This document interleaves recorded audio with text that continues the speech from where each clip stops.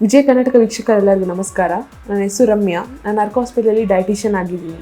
So ಈ video ಬಂದು breast feeding ಬಗ್ಗೆ, ಅಂದರೆ ಪೋಸ್ಟ್ ಡೆಲಿವರಿ ಆದಮೇಲೆ, ಅಂದರೆ ಡೆಲಿವರಿ ಆದ ನಂತರ ನೀವು ಯಾವ ರೀತಿಯಾದ ಡಯಟ್ ಫಾಲೋ ಮಾಡಬೇಕು ಅಂತ. ಸೊ ಎಲ್ಲರಿಗೂ ಇರೋ ಕಾಮನ್ ಕಾಸ್, ಅಂದರೆ ಎಲ್ಲರಿಗೂ ಇರೋ ಪ್ರಶ್ನೆ ಏನಂದರೆ ಬ್ರೆಸ್ಟ್ ಫೀಡಿಂಗ್ ಟೈಮ್ ಎದೆ ಹಾಲು ತುಂಬ ಬರ್ತಿಲ್ಲ ಅಂತ. ಸೊ ಮಗುಗೆ ಬೇಕಾದಷ್ಟು ಎದೆ ಹಾಲು ಸಿಗ್ತಿಲ್ಲ, ಮಗುಗೆ ಪೌಷ್ಟಿಕಾಂಶ ಸರಿಯಾಗಿ ಹೋಗ್ತಿಲ್ಲ ಅನ್ನೋದು ಎಲ್ಲರಿಗೂ ಇರೋ ಪ್ರಾಬ್ಲಮ್ ಈಗ. ಸೊ ನೀವು ಯಾವ ರೀತಿಯಾದ ಫುಡ್ಸ್ ಇನ್ಕ್ಲೂಡ್ ಮಾಡಿಕೊಂಡ್ರೆ ಎದೆ ಹಾಲು ಜಾಸ್ತಿ ಆಗುತ್ತೆ ಅನ್ನೋದು ಈ ವಿಡಿಯೋದಲ್ಲಿ ನೋಡೋಣ. ಸೊ ಎದೆ ಹಾಲು ಜಾಸ್ತಿ ಯಾಕೆ ಬೇಕು ಅಂದರೆ ಮಗುಗೆ ಹೋಗೋ ಪೌಷ್ಟಿಕಾಂಶ ಎಲ್ಲ ತಾಯಿಂದನೇ ಹೋಗ್ಬೇಕಾಗುತ್ತೆ. ತಾಯಿ ಇಂಟೇಕ್ ಮಾಡೋ ಪ್ರಾಪರ್ ನ್ಯೂಟ್ರಿಷನಿಂದ ಮಗು ಕೂಡ ಅಷ್ಟೇ ನ್ಯೂಟ್ರಿಷನಲ್ ಸಪೋರ್ಟ್ ಸಿಗುತ್ತೆ.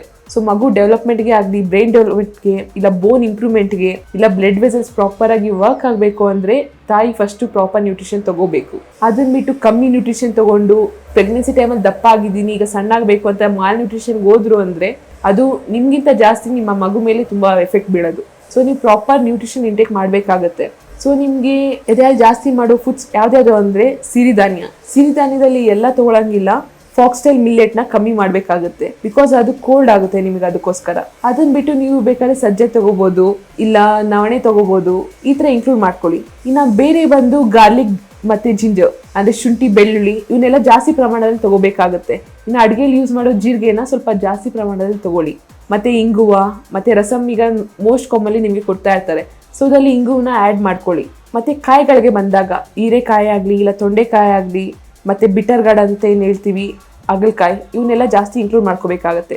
ಸೊ ಯಾವಾಗ ನೀವು ಈ ಥರ ಫುಡ್ಸ್ನ ಜಾಸ್ತಿ ತೊಗೊಳ್ಳೋ ಪ್ರಮಾಣಕ್ಕಿಂತ ಜಾಸ್ತಿ ಪ್ರಮಾಣದಲ್ಲಿ ತೊಗೊಂಡಾಗ ಎದೆ ಹಾಲು ಅನ್ನೋದು ಜಾಸ್ತಿ ಆಗುತ್ತೆ.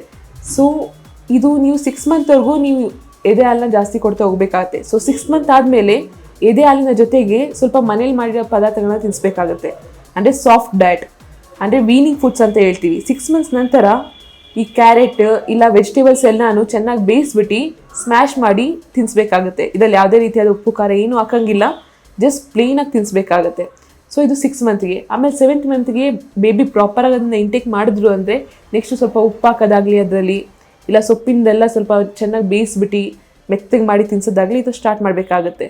ಯಾವಾಗ ನೀವು ಸ್ಟಾರ್ಟ್ ಮಾಡ್ತಿರೋ ಬ್ರೆಸ್ಟ್ ಫೀಡಿಂಗ್ನ ಕಮ್ಮಿ ಮಾಡೋಂಗಿಲ್ಲ. ಕೆಲಸಕ್ಕೆ ಹೋಗ್ತಾ ಇದ್ದೀನಿ, ನನಗೆ ಬ್ರೆಸ್ಟ್ ಫೀಡಿಂಗ್ ಮಾಡೋಕ್ಕಾಗ್ತಿಲ್ಲ ಅಂದರೆ ತುಂಬ ಪ್ರಾಬ್ಲಮ್ ಆಗುತ್ತೆ. ಬಿಕಾಸ್ ಇದು ಈಗ ತುಂಬ ಟ್ರೆಂಡ್ ಆಗೋಗಿದೆ ಬ್ರೆಸ್ಟ್ ಫೀಡಿಂಗ್ನ ಸ್ಟಾಪ್ ಮಾಡಿಬಿಟ್ಟು ಫುಡ್ನ ಬೇಗ ಸ್ಟಾರ್ಟ್ ಮಾಡೋದು. ಸೊ ಯಾವಾಗ ನೀವು ಬ್ರೆಸ್ಟ್ ಫೀಡಿಂಗ್ ಪ್ರಾಪರಾಗಿ ಮಾಡ್ತಿರೋ ಮಗು ಎಲ್ಲಿ ತುಂಬಾ ಇಂಪ್ರೂವ್ ಆಗುತ್ತೆ. ನ್ಯೂಟ್ರಿಷನ್ ಫಸ್ಟು ಬರೋದಾದರೆ ಬ್ರೆಸ್ಟ್ ಫೀಡಿಂಗಿಂದಾನೆ. ಸೊ ನೆಕ್ಸ್ಟ್ ಏನೇ ಇದ್ರು, ಸೊ ಬ್ರೆಸ್ಟ್ ಫೀಡಿಂಗ್ ಜೊತೆಗೆ ಆಹಾರಗಳನ್ನ ತಿನ್ನಿಸಿ. ಸ್ವಲ್ಪ ಕಮ್ಮಿ ಖಾರ, ಕಮ್ಮಿ ಉಪ್ಪಿರಲಿ, ಆದಷ್ಟು ಕಮ್ಮಿ ಇರಲಿ. ಬಿಕಾಸ್ ಮಗುಗೆ ಒಂದೇ ಸಾರಿ ಜಾಸ್ತಿ ಖಾರ, ಜಾಸ್ತಿ ಉಪ್ಪು ತಿನ್ಸೋಕ್ಕಾಗಲ್ಲ.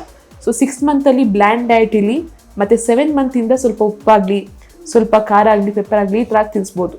ಮತ್ತು 8 ಮಂತ್ಸ್ ಇಲ್ಲ 9 ಮಂತ್ ಆದಮೇಲಿಂದ ಮಗು ಬೆಳವಣಿಗೆ ಮೇಲೆ ಮನೇಲಿ ಯಾವುದೇ ರೀತಿ ಪದಾರ್ಥ ಮಾಡಿರ್ತೀರಲ್ಲ ಅದನ್ನು ಸ್ವಲ್ಪ ಸಾಫ್ಟ್ ಫುಡ್ ಆಗಿ ಅನ್ನ ಬೇಯಿಸ್ಬಿಟ್ಟು ಅನ್ನ ತಿನ್ಸೋದಾಗಲಿ, ಇಲ್ಲ ಅನ್ನದಲ್ಲಿ ತುಪ್ಪ ಹಾಕಿ ತಿನ್ಸೋದಾಗಲಿ, ಇಲ್ಲ ಬೇಳೆ ಹಾಕಿ ತಿನ್ಸೋದಾಗಲಿ, ಈ ಥರ ಸ್ಟಾರ್ಟ್ ಮಾಡ್ಕೋಬೋದು. ಸೊ ಈ ಥರ ಮಾಡಿದಾಗ ಮಗುಗೆ ಬೇಕಾಗಿರೋ ನ್ಯೂಟ್ರಿಷನ್ ಪ್ರಾಪರಾಗಿ ಹೋಗುತ್ತೆ, ಮತ್ತು ಮಗು ಬೆಳವಣಿಗೆ ತುಂಬಾ ಚೆನ್ನಾಗಾಗುತ್ತೆ. ಬಟ್ ಯಾವುದೇ ಕಾರಣಕ್ಕೂ ಬ್ರೆಸ್ಟ್ ಫೀಡಿಂಗ್ ಮಾತ್ರ ಸ್ಟಾಪ್ ಮಾಡೋಕ್ಕೆ ಹೋಗಬೇಡಿ. ಸೊ ಅದರಿಂದ ಯಾವುದೇ ರೀತಿ ಇನ್ಫೆಕ್ಷನ್ ಆಗಲಿ ಯಾವುದೇ ಆಗಲಿ ಆಗಲ್ಲ.